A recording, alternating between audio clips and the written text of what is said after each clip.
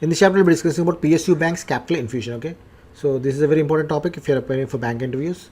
So we discussed earlier that public sector banks are those banks where the majority stake, that is more than 50%, is held by government. So there are a total of 21 public sector banks in India. And if you're attending bank interview for any public sector bank, you should know the government shareholding in that bank. Okay, that you can find in the government's the bank's website. So term used a lot these days is recapitalization of PSU banks. This means infusion of additional capital. Okay, so why do banks need additional capital? Because for the expansion, for meeting Basel III norms, also because a lot of NPS are there. Okay, so they need to provide provisioning. So banks need additional capital. So how they can raise additional capital? They can go to equity market, or because government is also major shareholder, government can also infuse additional capital. So additional capital will make banks strong because basically it's because of this huge NPS. So because of this NPS, banks have become weak. The financial position is weak. They have to do a high provisional requirement, and also we discussed that Basel norms are required. So for this, and also for growing their business, capital is required. So for the fiscal year 2018, government has allocated 10,000 crores towards recapitalizing public sector banks. That is as part of the Indradhanush plan, which we'll discuss shortly. There's a lot of money, and basically it's taxpayers' money. So that money could have been better spent on some social welfare schemes. So to ensure that amount is worth the effort, banks have to submit turnaround plans to get that additional capital. Okay, and the plans will be containing milestones with respect to key parameters, and those will be monitored.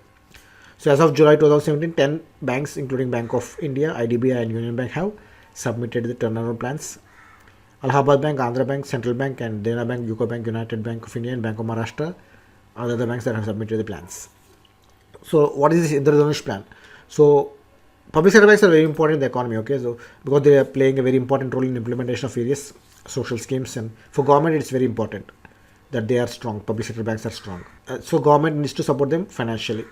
And it's estimated that public sector banks will be requiring 1.8 lakh crores, that is close to 2 lakh crores of capital to be infused.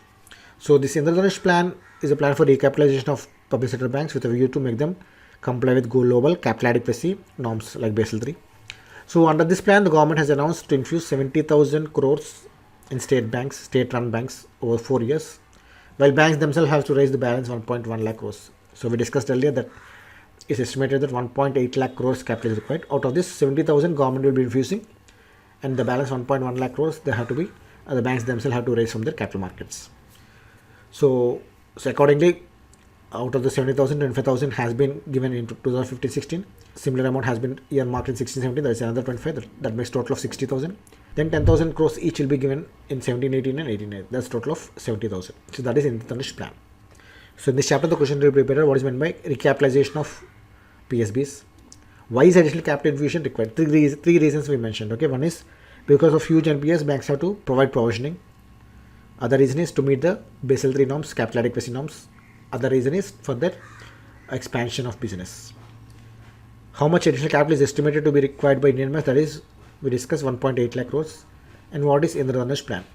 You should be able to speak a couple of sentences on Indradhanush plan.